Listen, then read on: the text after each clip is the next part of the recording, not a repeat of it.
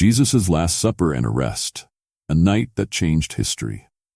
The sun was setting over Jerusalem on that Thursday in the month of Nisan, 30 AD. The holy city buzzed with preparations for Passover. In the narrow streets, you could hear the bleating of lambs that would soon be sacrificed for the ritual meal. The scent of bitter herbs and unleavened bread hung in the air. Amidst this excitement, a small group of men made their way towards a house in the upper part of the city. It was Jesus of Nazareth and his disciples. They came to celebrate Passover, but this meal would take a turn that no one could have imagined. A few hours earlier, Jesus had sent 2 of his disciples with specific instructions. Go into the city, and a man carrying a jar of water will meet you. Follow him. Say to the owner of the house he enters, the teacher asks, "Where is my guest room, where I may eat the Passover with my disciples?" These mysterious instructions had intrigued the disciples. Why so much secrecy? Was Jesus afraid of something? They didn't know it yet, but these precautions were the prelude to a night that would change the course of history. The room was ready. A large low table, surrounded by cushions, occupied the center of the room. On the table were the traditional elements of the Passover meal: the roasted lamb, the bitter herbs symbolizing the bitterness of slavery in Egypt, carousette, a mixture of fruits and nuts resembling the mortar used by the slaves, the unleavened bread, and several cups of wine. Jesus and his 12 disciples took their places around the table. The atmosphere was strange, a mixture of solemnity and tension. Jesus seemed particularly grave that evening. "I have eagerly desired to eat this Passover with you before I suffer," he said as he began the meal. These enigmatic words sent a shiver through the guests. What suffering was he talking about? The meal proceeded according to the traditional ritual, with Jesus guiding his disciples through the different stages, explaining the significance of each element, as the father of the family would do during the Passover Seder. But suddenly, Jesus did something unexpected. Taking the bread, he blessed it, broke it, and gave it to his disciples, saying, "Take and eat. This is my body." Then he took a cup of wine, gave thanks, and offered it to them, saying, "Drink from it, all of you. This is my blood of the covenant, which is poured out for many for the forgiveness of sins." The disciples exchanged puzzled looks. What did these strange words mean? What connection was there between Jesus' body and blood and this bread and wine they were sharing? What they didn't know yet was that they were witnessing the birth of a new ritual, which would become the heart of Christian practice, the Eucharist. But the atmosphere of the meal was soon to darken further. In a grave voice, Jesus announced, "Truly I tell you, one of you will betray me." A deathly silence fell over the assembly. The disciples looked at one another, searching faces for signs of guilt. Who among them could betray their beloved master? One after another, they began to ask, "Surely you don't mean me, Lord?" The tension was palpable. Finally, Judas Iscariot, sitting not far from Jesus, asked the same question. "Surely you don't mean me, Rabbi?" Jesus simply replied, "You have said so." But this response went almost unnoticed in the tumult of questions and protestations of loyalty. Shortly after, Judas quietly left the room. The night swallowed him up as he headed towards the high priest's palace, where he had an appointment to betray Jesus. Despite the shadow of betrayal hanging over the meal, Jesus continued to teach his disciples. According to John's Gospel, it was at this moment that he got up from the table, took a towel and water, and began to wash his disciples' feet. Imagine the scene. The Master, the one they considered the Messiah, kneeling before them to perform a servant's task. Peter, shocked, protested, "Lord, are you going to wash my feet?" But Jesus insisted, "Unless I wash you, you have no part with me." Then he explained, "I have set you an example that you should do as I have done for you." Through this gesture, Jesus was radically redefining the notion of leadership and authority. A true leader, he taught, is the one who serves others with humility. With the meal finished, Jesus and his disciples sang a hymn, probably the Hallel, a series of psalms traditionally sung at the end of the Passover meal. Then they went out into the night, heading towards the Mount of Olives. On the way, Jesus continued to prepare his disciples for the events to come. "This very night," he said, "you will all fall away on account of me. For it is written, I will strike the shepherd, and the sheep of the flock will be scattered." Peter, always impetuous, protested, Even if all fall away on account of you, I never will." But Jesus answered him with a prediction that would haunt Peter in the hours to come. "Truly I tell you, this very night, before the rooster crows, you will disown me 3 times." Arriving at the Garden of Gethsemane, the foot of the Mount of Olives, Jesus asked most of his disciples to wait while he went further to pray, accompanied only by Peter, James, and John. It was then that one of the most poignant scenes in the Gospels unfolded. Jesus, seized with anguish at what awaited him, said to his 3 companions, "My soul is overwhelmed with sorrow to the point of death. Stay here and keep watch with me." Going a little farther, he fell with his face to the ground and prayed, "My Father, if it is possible, may this cup be taken from me. Yet not as I will, but as you will." This prayer revealed Jesus' inner struggle. He knew what awaited him: betrayal, abandonment, torture, death on the cross. His humanity recoiled from this terrifying prospect. But at the same time, he reaffirmed his submission to God's will. Returning to his disciples, he found them asleep. "Couldn't you men keep watch with me for 1 hour?" he asked them gently. Then he went back to pray, repeating the same words. 3 times Jesus prayed like this, and 3 times he found his disciples asleep upon his return.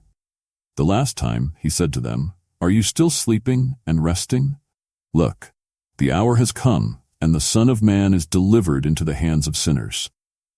No sooner had Jesus spoken these words than an armed crowd with swords and clubs arrived in the garden, led by Judas. Flickering light of torches illuminated the scene with a sinister glow.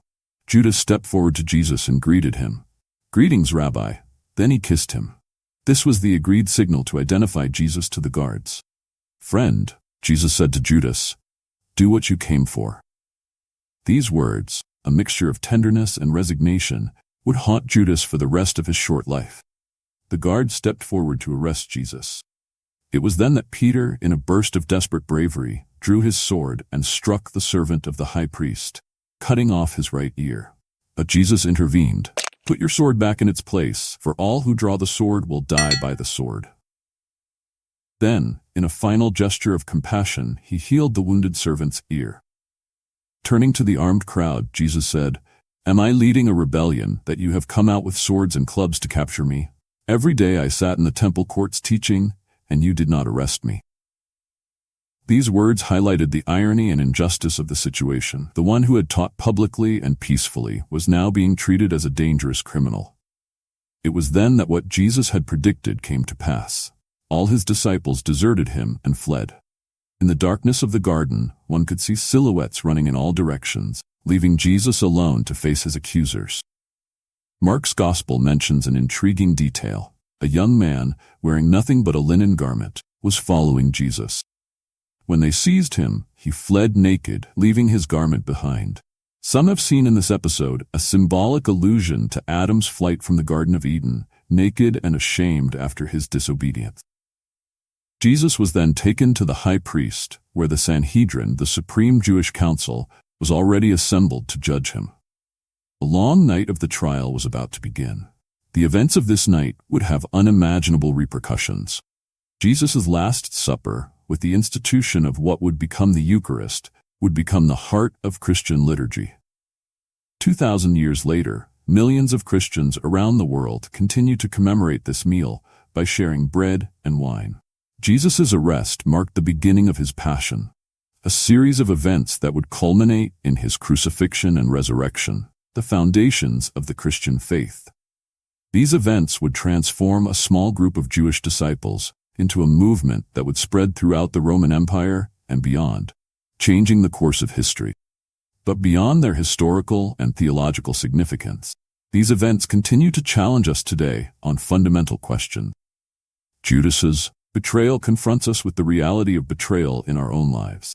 How do we react to those who betray us? Are we capable, like Jesus, of continuing to call them friends? The washing of feet invites us to reflect on our conception of leadership and service. In a world obsessed with power and status, are we ready to follow Jesus' example of humility and service?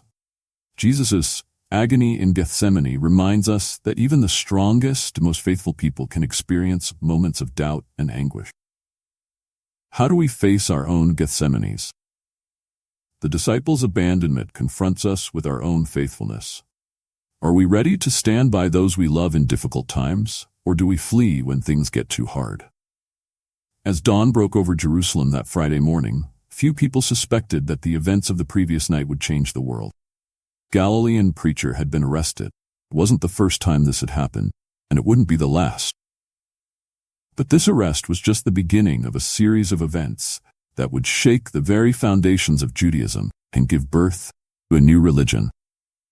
The meal shared in the upper room would become the heart of a new worship. The words spoken in the Garden of Gethsemane would inspire generations of believers facing adversity. 2,000 years later, the echoes of that night continue to resonate. In churches around the world, Christians commemorate Jesus' Last Supper. In times of trial, many find comfort in the prayer of Gethsemane, and the example of humble service given by Jesus continues to inspire acts of compassion and devotion. That night, in the streets of Jerusalem and in the quiet of an olive garden, deeply human dramas played out. Friendship and betrayal, faithfulness and abandonment, courage in the face of suffering. Perhaps that's why this story continues to touch us so deeply. Beyond its theological significance, it speaks to our own humanity, our struggles, and our aspirations. Among all the characters in this drama, Judas perhaps remains the most enigmatic and troubling. What drove this man, who had followed Jesus for 3 years, to betray him? Was it simply for 30 pieces of silver, as the story suggests? Or were there more complex motivations? Some have suggested that Judas was disappointed that Jesus didn't openly declare himself as the warrior Messiah who would drive out the Romans. Others have advanced the hypothesis that he was trying to force Jesus' hand, thinking that his arrest would push him to reveal his divine power. Whatever his motivations, Judas's remorse was terrible. According to Matthew, when he saw that Jesus was condemned, he was seized with remorse, returned the 30 pieces of silver to the chief priests and elders, and ended up hanging himself. Judas' story reminds us of the complexity of human nature and how our actions can have consequences far beyond what we imagine. It also invites us to reflect on the nature of forgiveness and redemption. Contrast between Peter and Judas is striking. Where Judas deliberately betrays, Peter denies out of fear. In the garden, he's ready to fight for Jesus. But a few hours later, in the high priest's courtyard, he denies knowing Jesus 3 times. Peter's denial is one of the most poignant moments in the Gospels. Luke recounts that after the 3rd denial, the Lord turned and looked straight at Peter. Then Peter remembered the word the Lord had spoken to him. And he went outside and wept bitterly. But unlike Judas, Peter's story doesn't end there. His denial becomes the starting point of a journey that will make him one of the pillars of the nascent church. His experience of weakness and forgiveness will profoundly shape his future ministry. Peter's story reminds us that weakness and failure are not the end of the story. It invites us to compassion towards ourselves and others in our moments of weakness. It's striking to note that, while the male disciples flee, the Gospels mention the presence of women who followed Jesus to the cross. Matthew names Mary Magdalene, Mary the mother of James and Joseph, and the mother of Zebedee's sons.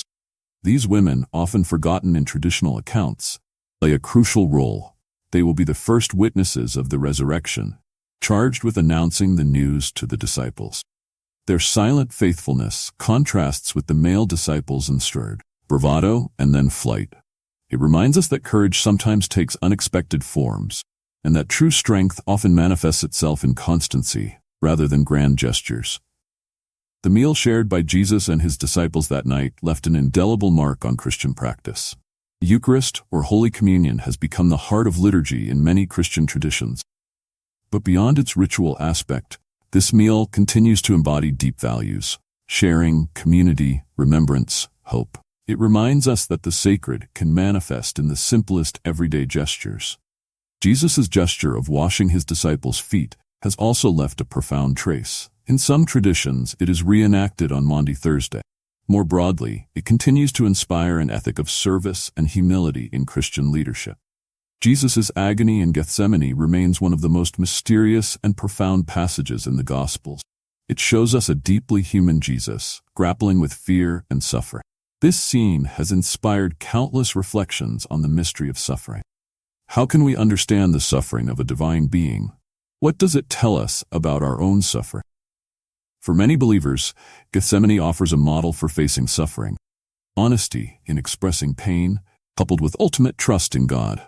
Jesus' prayer, "Your will be done, not mine," has become a refrain for many believers in times of trial.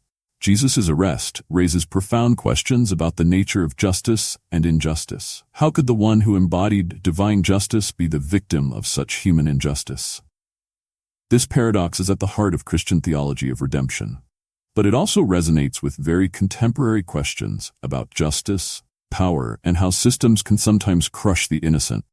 Jesus' nonviolent response to his arrest, even healing one of those who came to arrest him, has inspired movements of peaceful resistance throughout history, from Martin Luther King Jr. to Desmond Tutu. Ultimately, the story of Jesus' Last Supper and arrest is not just a historical or theological account.